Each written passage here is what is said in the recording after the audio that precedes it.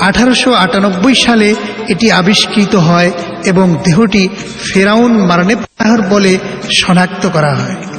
মহাগ্রন্থ আল কোরআন যখন অবতীর্ণ হয় তখন ফেরাউন মারনেপ্তাহর মরদেহটি সংরক্ষিত ছিল নীল নদের পাড়ে অবস্থিত থিবসের নেক্রোপলিস সমাধিভূমিতে এবং তা মমি করা ছিল। রসায়নবিদরা বিস্ময়বোধ করে এজন্য যে কোন রাসায়নিক উপাদানে ফেরাউনের মরদেহ মমি করা হয়েছে, যা হাজার হাজার বছর ধরে মৃতদেহটি অক্ষত রেখেছে।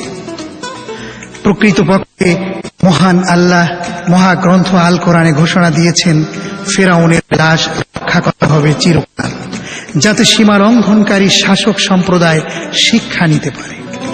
আজ আমরা কেবল তোমার মৃতদেহকেই রক্ষা করব, যাতে তুমি পরবর্তীদের জন্য একটি নিদর্শন হয়ে থাকতে পারো। কিন্তু অধিকাংশ মানুষ আমাদের নিদর্শনের প্রতি সম্পূর্ণ উদাসীন।